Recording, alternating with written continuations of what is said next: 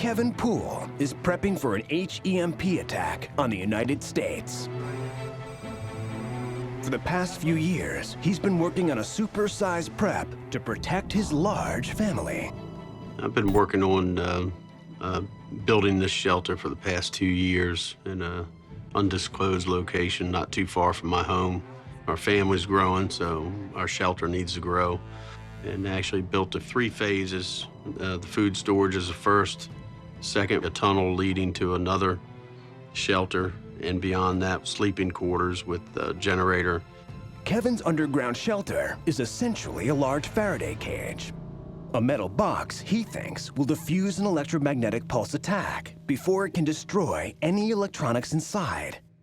It took him 2 years to finish the bunker's 3-part skeleton in a shop, and now he's finally ready to put on the finishing details that he believes are critical to long-term underground survival. When you're inside of a shelter, even trash can be a threat. And when trash rots, it can cause health issues. So you want your air to stay healthy and clean, so you have to properly dispose of everything. That looks good. Let's go ahead and set it up there and see how it looks, all right? A family of Kevin's size will produce over 1,800 pounds of trash every 30 days, enough to fill the floor of the bunker a foot deep in less than a year. So Kevin is building a 10-foot-long trash chute to save his family from their own waste. Put all of your trash in here, but it still has a residue of things that can rot and smell. So the idea is we have to make an airtight door here that's insulated so it doesn't sweat.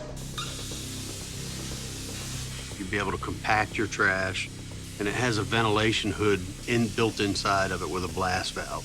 Because you have overpressure in your shelter, as soon as you open the door, overpressure takes over, creates a venturi inside, and starts to take the smell outward. A venturi is a suction system. When Kevin opens the trash hatch in the bunker, air flows from the large space into the narrower pipe, forcing trash fumes away from the living space.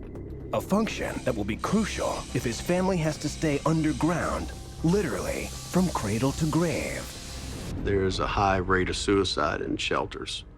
And I don't know exactly what that statistic is, but I understand it's on the high side. So let me show you this trash tube. I want to explain that to you.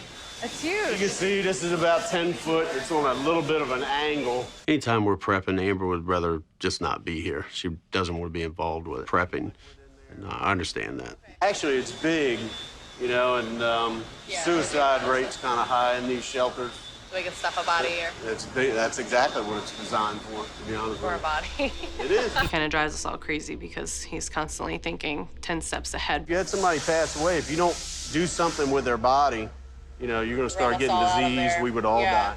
So it's actually built big enough for that if you need it.